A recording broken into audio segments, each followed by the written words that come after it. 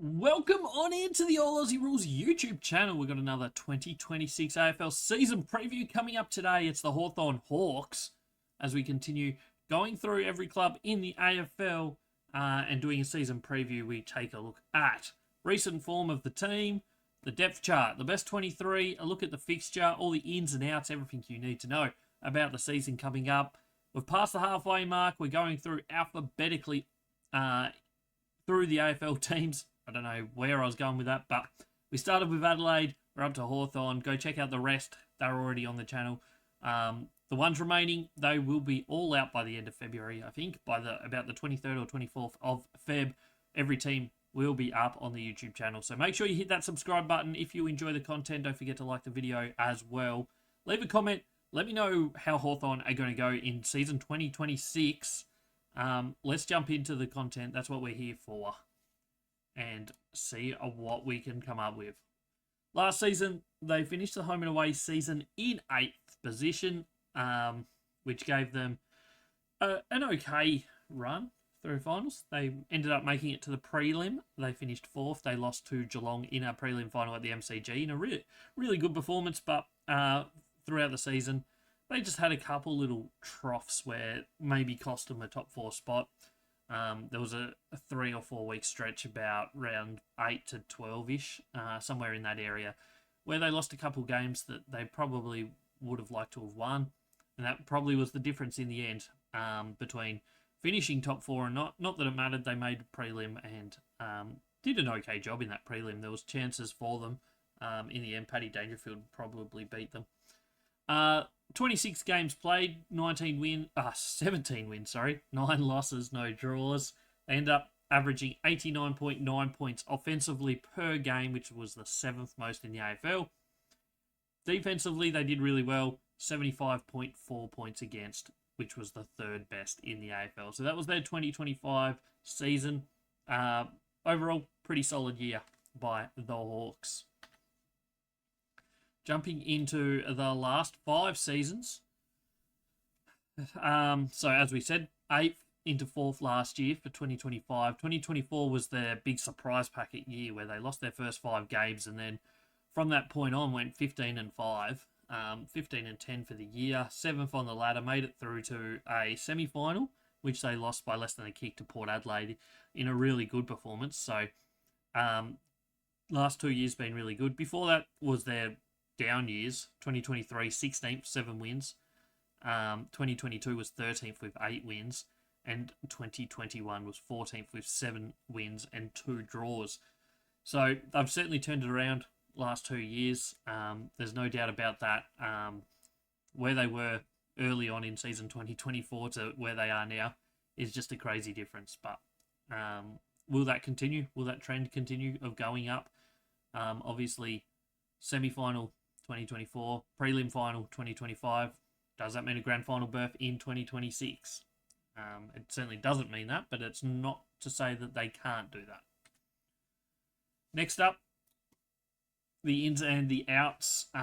Quite a few outs, you'll notice. Not too many ins. There's been a lot of talk about the fact that they haven't really added much in the off-season.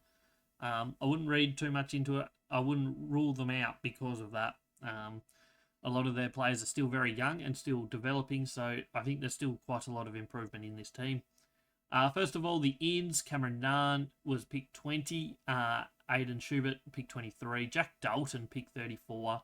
Matthew Leray was picked 56. And then maybe the surprise drop in the draft was Ollie Greaves and might be the steal in the rookie draft. He's a big ball winner, so he'll be interesting to see if he can fight his way into this team this year. Or over the next couple of years and what he will be able to do because a lot of people were surprised he dropped so far. The outs, they lose CJ.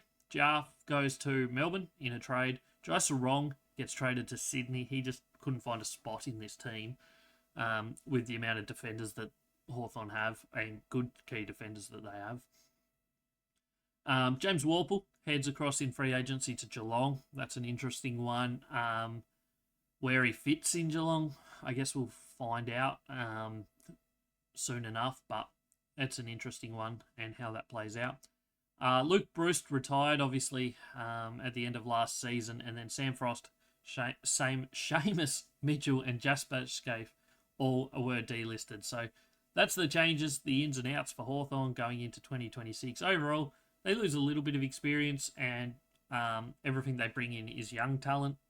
But maybe they go big next season in the off season. Obviously, they went pretty hard at Zach Merritt, not hard enough in the end because they couldn't get a trade over the line. But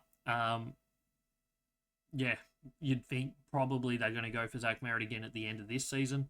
Whether that's still an option or not, I guess we'll find out. But yeah, they're definitely going to be chasing midfielders next year. Zach Butters is also on the market. Whether they're going to be in the market for him or not, I don't know. But they're certainly going to be chasing midfielders at the end of 2026, I would say. Now, a look at the depth chart by position. If you're new around here, we'll do a quick explanation on the colours and the meanings of it all. We do a rating system here at All Aussie Rules. Every single game, every single player gets rated, which we then chuck into get their season average, which is the 2025 rating that you can see. And then we rank them by position, and that gives us the ratings, which is in the top corner. Top 10% of every position is elite. Then top 10 to top 25% is top class. From 25 to 40 is the green ones, which is above average. Yellow is next, which is 40 to 60%, which is the average rating. Orange is below average, so that's ranked below 60%. And then red is obviously did not play last year, but was on the list. And then if there's any pink ones, they are people that were drafted in either the draft or the rookie draft. Basically anyone that wasn't on a list last year that is on a list this year. It's well known, Hawthorn have pretty good depth down back. There's no surprise there. Their general defenders, Josh Weddle comes down as a general defender, but obviously he's very versatile. He can play a wide range of positions. Spent some time on the wing, spent some time as a running back. He can go through the midfield. He could go forward. He is a very versatile person, and he had an outstanding season last year, and I expect to see him improve again on that this year. Carl Lamont, good ball user. He's their number one ball user out of the back line. Throughout most of the season, he's very good, and I expect that to probably stay the same. Jarman Impey and Jack Scrimshaw both put up some really good numbers. Blake Hardwick's numbers actually dropped last year on the year before, but still pretty solid numbers overall. To have 5 players there that rate in the top 49 as general defenders in the AFL, really, really solid building blocks. Bailey McDonald didn't play enough football last year to get a ranking, and Bodie Ryan did not play. So I think they've got plenty of versatility down there. They've got plenty of options on who uses the ball. Hawthorn are a very interesting team in that they don't have too many players that just like stand out and dominate the numbers week in, week out. They have very consistent numbers across the board. All their players get their touches. All their players are involved in everything. So there's not too many low numbers. There's also no massive, really high numbers. I mean, James Sicily is an elite player in these rankings. He rotates between general defender, key defender. He also goes forward a lot, especially late in either quarters or matches when they need goals. So he's another one that is very versatile. And then you got your 2 main key defenders in Josh Battle and Tom Barras, who will take your 1 and 2 key forwards. Both outstanding seasons last year. They're not at the elite or top class range at the moment, but they're both capable of being even higher rated than they were last year, so watch for that. And then James Blank and Noah Mraz did not play as the 2 next key defenders in line, but other than injuries and stuff, I can't see them quite breaking into this team that is very, very solid down back. Heading up the other end of the ground and to the forward line, Dylan Moore, back-to-back years, rated as elite as a general forward. He was in the top 3 in 2024, top 9 this year, or 2025. Really good season. Jack Ginnivan was outstanding after a slow start to the season. Once he got dropped, found some form, came back and was absolutely outstanding. So big season from him last year. It'll be interesting to see what sort of role he has this year. They tend to let him rove around from that half forward line and get as many touches as he wants. Connor McDonald, in for a big year. We'll see how that plays out, but I expect a really big year from Connor McDonald. Nick Watson, he's going to get increased midfield time this year. I don't think there's any doubt about that. When he goes through that centre square, he absolutely tears it apart. The thing that hurts his ranking from last year so much is the fact that he did have quite a few really quiet games. So the prelim final was one of them where he just couldn't touch the ball. There was also a couple others throughout the year. There was one, it might have even been opening round. There was just a couple games where he couldn't find the ball, but he's just going to keep getting better and better, especially with increased midfield minutes that is likely to happen this year. Finn McGuinness, he's the depth player there. Matt Hill did not play, and Cam Nunn was draft pick number 20. I don't know if we'll quite see him this year, but maybe we will. Key forward-wise, they have a lot of numbers here. There's no doubt about it. They have players galore. Jack Gunston coming off a career best year last year, kicked 73 goals, I think, for the year. Was fantastic. Did we see that coming? No. Do we expect him to kick another 70 goals this year? Absolutely not. I'm not saying he can't. I don't think Hawthorn can expect that to happen. If he can get 50 plus, that would be really good. If they can get increased output from Chol, who had a really good year, top 16 in that top class category. But from their third forward, key forward, they can get more consistency, less injuries from that sort of third key forward role. That will be huge for them. Max Ramsden, Mitch Lewis, Cal Shadir, probably the three playing for that. I think it's mainly between Mitch Lewis and Cal Shadir as your third key forward.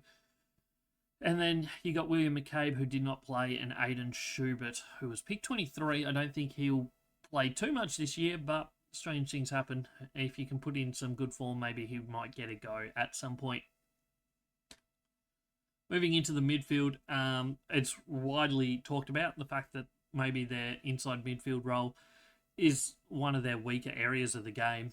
And I think that's probably the case, but at the same time, they get really good contribution across the board, as well as the people that rotate into there at times, like Nick Watson.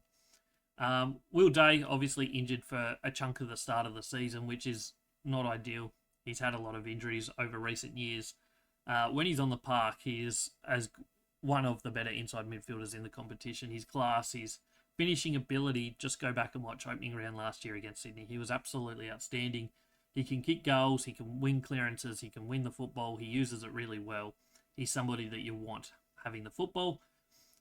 So they will miss him, certainly early in the season. Hopefully, for his sake and for Hawthorn's sake, he can get back fit and firing, and then have an uninterrupted run home from the time that he returns.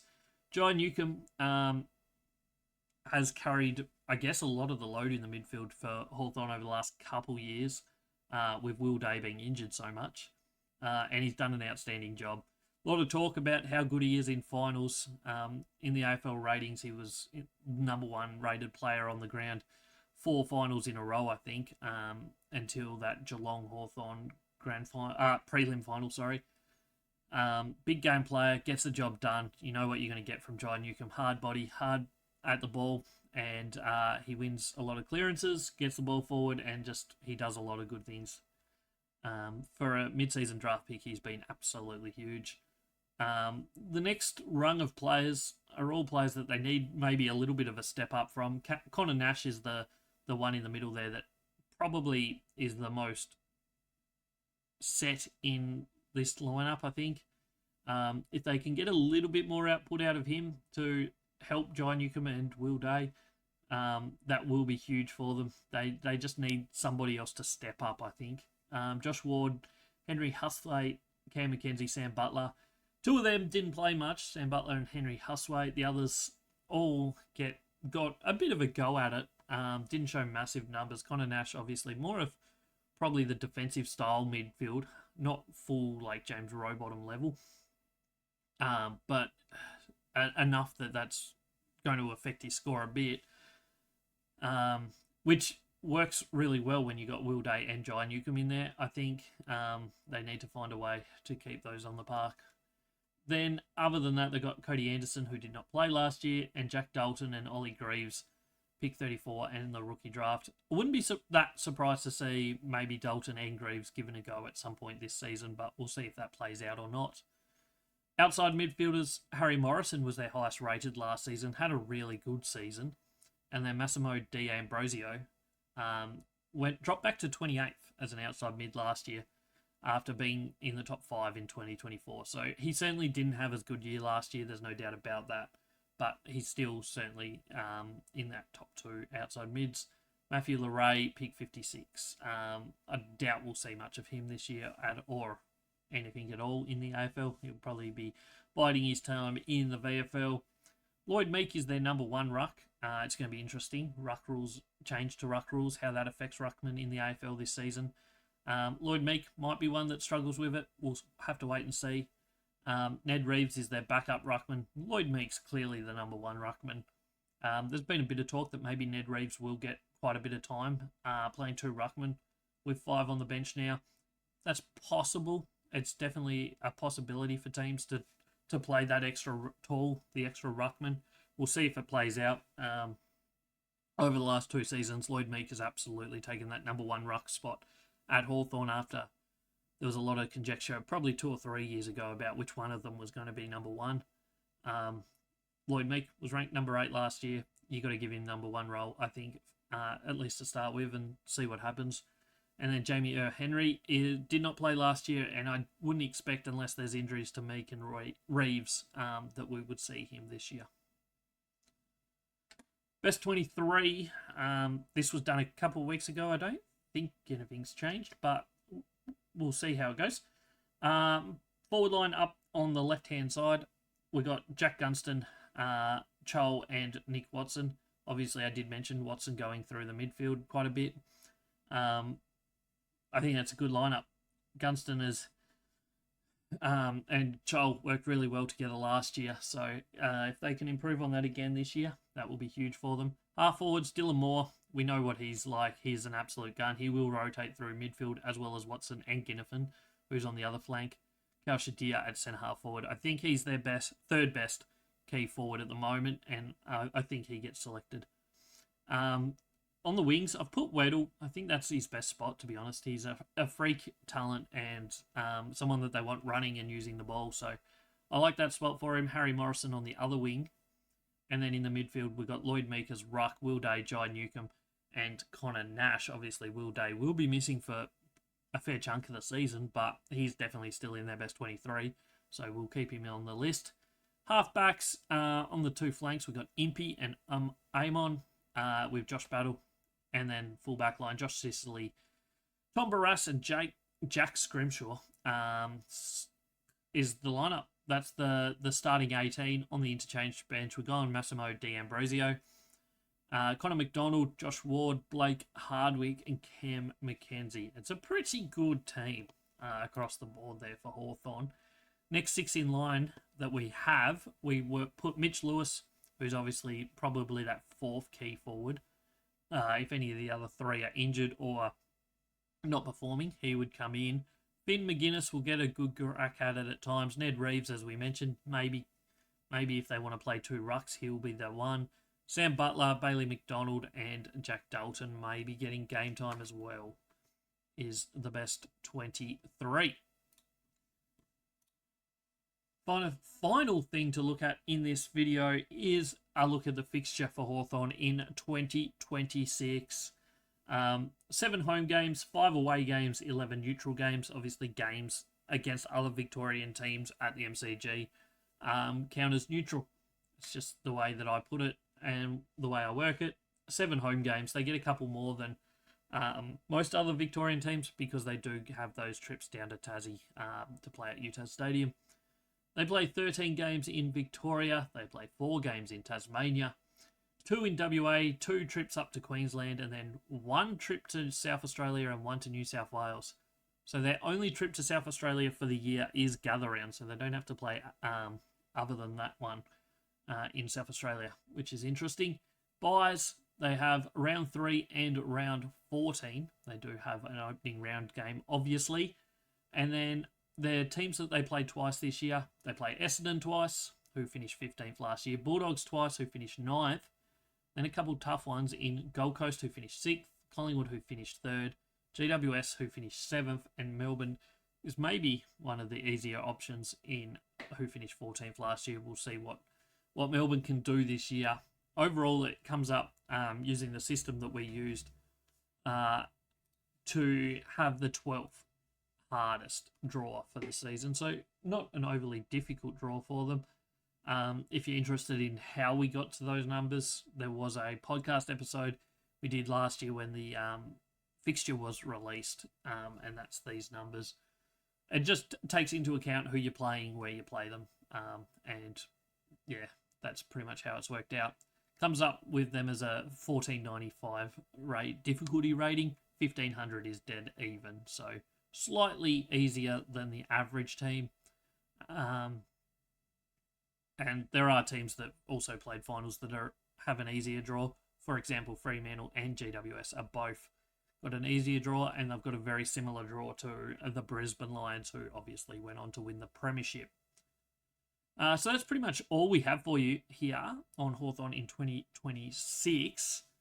Overall, my thoughts are they're in for a really good season. I know a lot of people say about their midfield, say about the fact that they haven't really improved in terms of bringing anyone in. But at times, like keeping the status quo can be really beneficial to a team.